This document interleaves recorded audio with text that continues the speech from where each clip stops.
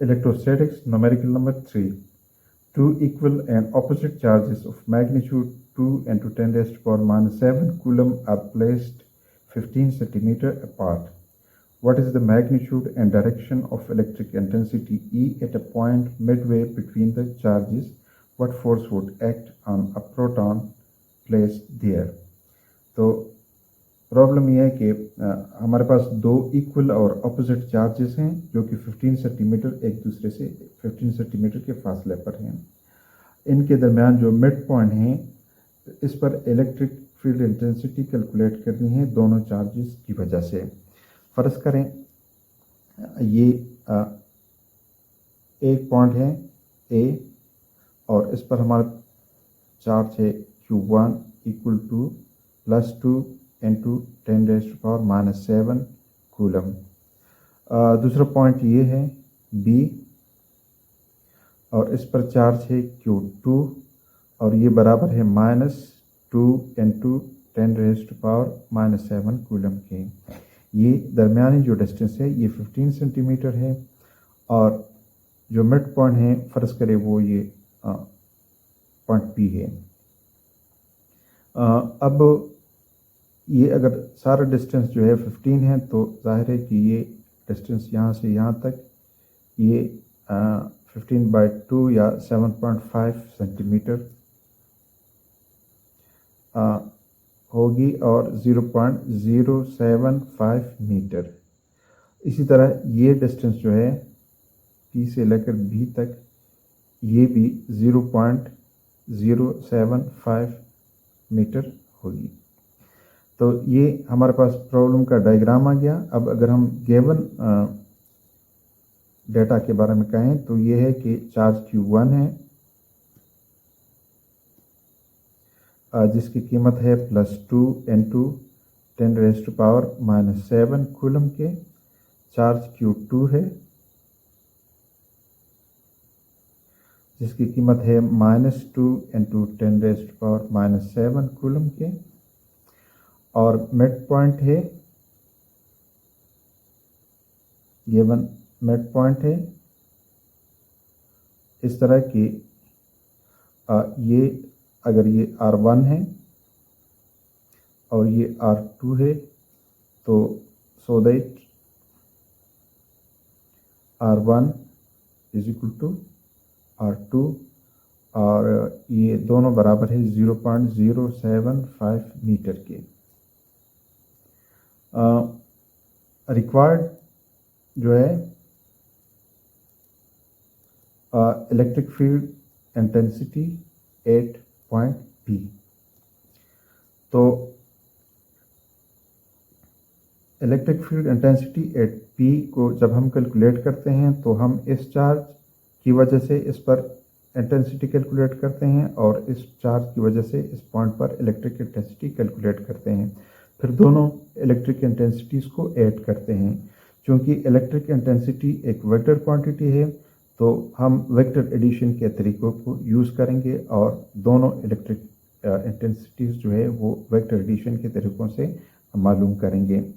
अब यहाँ पर देखें ये Q1 प्लस है तो इसकी इलेक्ट्रिक फील्ड इंटेंसिटी की डायरेक्शन ये होगी, ये आउटवर्ड होगी, बाहर की तरफ होगी।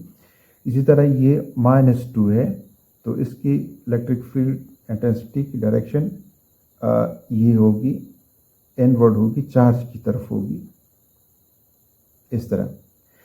जिसका मतलब ये हुआ कि इस चार्ज की वजह से यानी Q1 की वजह से और Q2 की वजह से जो इलेक्ट्रिक फील्ड इंटेंसिटीज़ डेवलप होती हैं P पर, इन दोनों की डायरेक्शन एक ही है। जब दोनों की डायरेक्शन एक है तो हम इनको सिंपली ऐड कर सकते हैं। अगर दोनों की डायरेक्शन अलग अलग होती तो सीधा सीधा जमा नहीं कर सकते।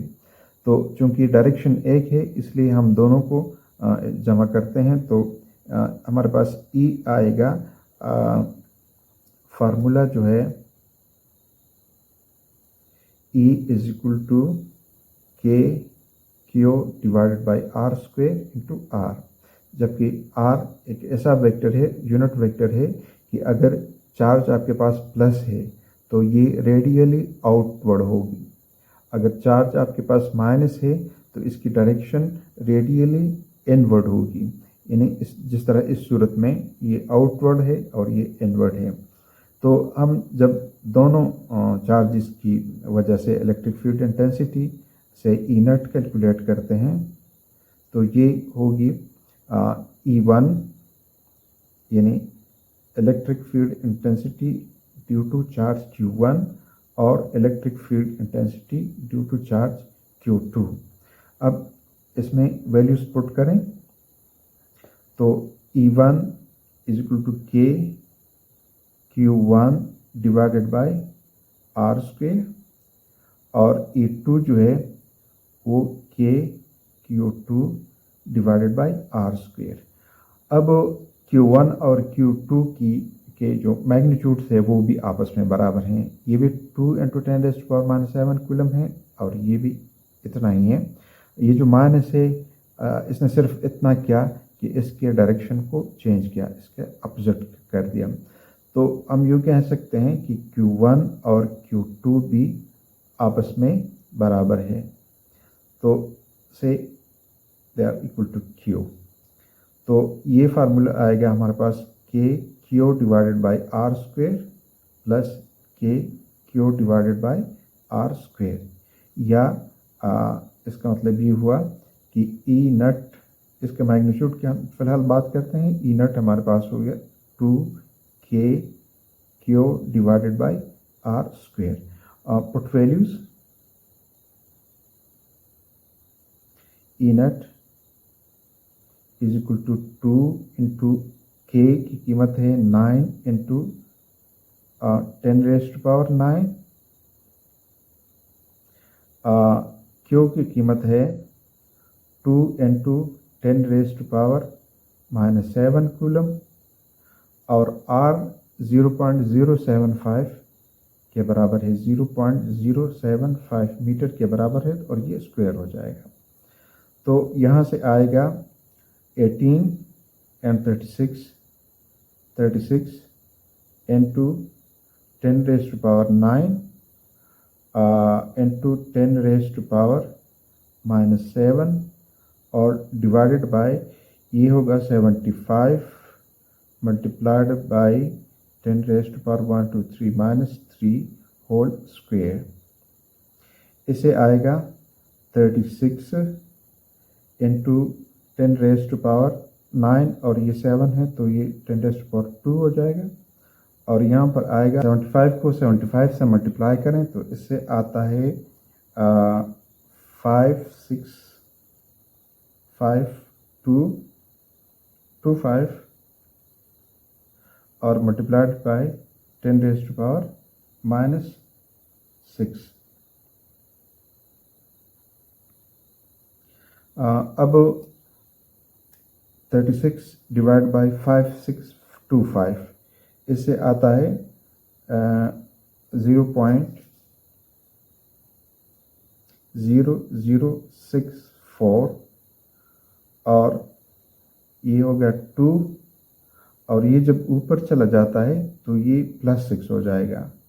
तो ये हमारे पास आ गया 0.0064 × 10⁸ और इससे बनेगा 0.64 × 10⁻⁶ न्यूटन पर कूलम। तो ये जो पॉइंट P पर नट इलेक्ट्रिक फील्ड इंटेंसिटी है इसकी मैग्नीट्यूड होगी। जहाँ तक इसके डायरेक्शन का ताल्लुक है तो direction is from A to B, direction is from A to B। अब आते हैं इस क्वेश्चन के पार्ट बी की तरफ, जिसमें ये पूछा गया है कि अगर पॉइंट P पर आप एक प्रोटॉन को रखें तो इस पर टोटल फोर्स कितनी होगी। अब हम जानते हैं कि charge on proton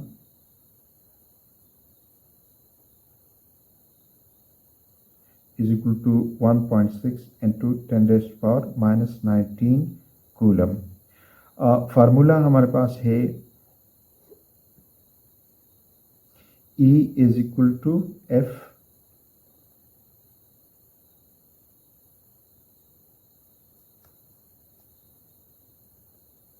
divided by Q, या F इज इक्वल टू